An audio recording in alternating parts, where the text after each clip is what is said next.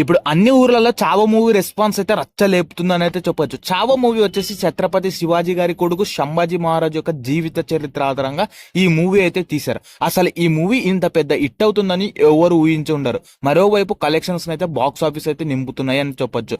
ఈ మూవీలో నిఖిల్ కౌశల్ అలాగే ఫీమేల్ లీడ్ లో రష్మిక మందాన అయితే యాక్ట్ చేశారు. మరి యాక్టింగ్ అయితే మెంటల్ ఎక్కిస్తా అని అయితే చెప్పొచ్చు. కొన్ని సీన్స్ కి థియేటర్ లో విజిల్ మూతకి థియేటర్ లో ఉన్న సౌండ్ కూడా వినిపించదని అయితే చెప్పొచ్చు. తెలుగు ఆడియన్స్ అయితే చాలా కోపంగా అయితే ఉన్నారు ఈ మూవీ టీం మీద. ఎందుకంటే ఈ మూవీ ఓన్లీ హిందీ వర్షన్ లో అయితే రిలీజ్ చేశారు. ఈ మూవీ మన తెలుగులో ఎందుకు లేదని అయితే చాలా బాధపడుతున్నారు.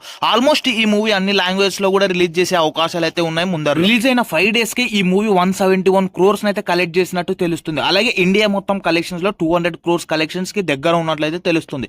సినిమా బాగుంటే ప్రతి ఒక్కరు ఆదరిస్తారని అయితే ఈ మూవీ ఒక ఎగ్జాంపుల్ అని అయితే చెప్పాలి. అలాగే మన తెలుగు ఆడియన్స్ వచ్చేసి ఈ మూవీ తెలుగు వర్షన్ లో రిలీజ్ చేస్తే మాత్రం ఎన్టీఆర్ అన్న వాయిస్ డబ్బింగ్ రిలీజ్ చేస్తే బాగుంటుందని అయితే చాలా మంది అంటున్నారు. అలాగే కొన్ని ఊర్లలో పిల్లల కోసం స్పెషల్ షోస్ చేసినట్టయితే తెలుస్తుంది. ఈ మూవీ గురించి ఒక చిన్న కాంట్రవర్సీ అయితే సోషల్ మీడియాలో జరుగుతుంది. అది ఏంటంటే ఈ మూవీలో ఫీమేల్ లీడ్ లో రష్మిక మందన అయితే యాక్ట్ చేశారు కదా.